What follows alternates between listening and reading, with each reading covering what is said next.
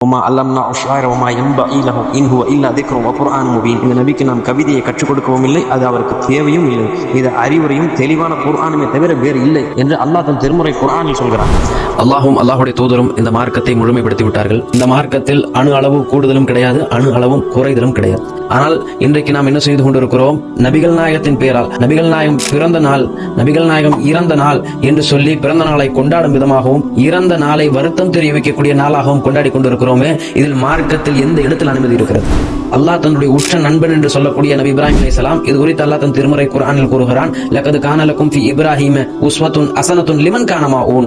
இந்த இப்ராஹிமுடைய இடத்திலும் அவர்களுடைய சந்ததியினர்களிடத்திலும் உங்களுக்கு ஒரு அழகிய முன்மாதிரி இருக்கிறது என்று அல்லாஹ் கூறுகிறான். மேலும் சோதனைக்கு என்று பெயர் போன நபி இப்ராஹிம் அலைஹிஸ்ஸலாம், சகிப்புத்தன்மைக்கு பெயர் போன நபி இப்ராஹிம் அலைஹிஸ்ஸலாம்.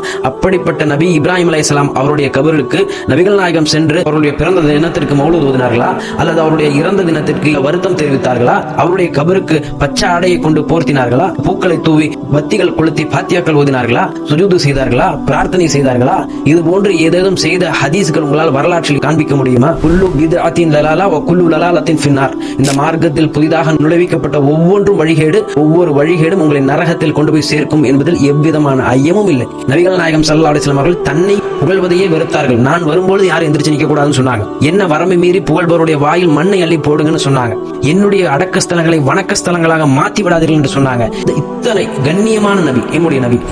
இந்த நபி தன்னுடைய வரலாற்றில் ஒரு முறை கூட இந்த மௌலூதையோ தன்னுடைய பிறந்த நாளை கொண்டாடுவதற்கோ எந்த விதமான அனுமதியும் கொடுத்ததில்லை. நபிகள் நாயகம் ஸல்லல்லாஹு அலைஹி வஸல்லம் அவர்களுடைய இறப்பிற்கு பிறகு அபூபக்கர் சித்திக் ரலியல்லாஹு அன்ஹு அவர்கள் 1.5 ஆண்டுகள் ஆட்சி செய்திருக்கிறார்கள்.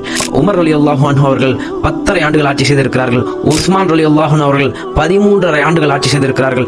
அலி ரலியல்லாஹு அன்ஹு அவர்கள் 6.5 ஆண்டுகள் ஆட்சி செய்திருக்கிறார்கள்.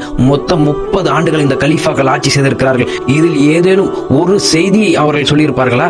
நபி இறந்தது இப்படி, நபி இறந்ததற்காக இது போன்று நாம் செய்ய வேண்டும், நபியினுடைய பிறந்த நாளுக்காக நாம் இது போன்று செய்ய வேண்டும் என்பதற்கு கலீஃபாக்களுடைய வரலாற்றில் ஏதேனும் ஒரு செய்தி உங்களால் காண்பிக்க முடியுமா? உங்களிடத்தில் இதை ஏன் நீங்கள் செய்கிறீர்கள் என்று கேட்டால் நீங்கள் சொல்கிறீர்கள், நாங்கள் எங்களுடைய முன்னோர்கள் செய்தார்கள், நாங்கள் செய்தோம், எங்களுடைய மூதாதையர்கள் செய்தார்கள், அதனால் நாங்கள் செய்தோம் என்று சொல்கிறீர்கள். இதோ உங்களுடைய முன்னோர்களுக்கும் உங்களுடைய மூதாதையர்களுக்கும் உங்களுக்கும் சேர்த்து அல்லாஹ் குர்ஆனில் ஒரு வசனத்தை இறக்குகிறான்.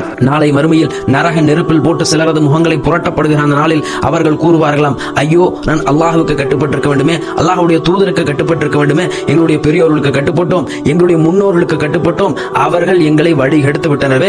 இறைவா, எங்களுடைய பெரியோர்களுக்கும் முன்னோர்களுக்கும் நாளை நரகில் 2 மடங்கு வேதனை நீ தருவாயாக என நரகில் இருந்து அந்த மனிதன் புலம்புவார்களாம். லஹரல் ஃபஸாது பில் பர்ரி வல் பஹர் பிமா கஸபத் ஐதின் நாஸ். இந்த மனிதர்கள் தங்கள் கரத்தால் செய்த காரியங்களினால் தான் இந்த பூமியிலும் கடலிலும் திடலிலும் குழப்பங்கள் நிறைந்து காணப்படுகின்றன. அல்லாஹ் சொல்றான்.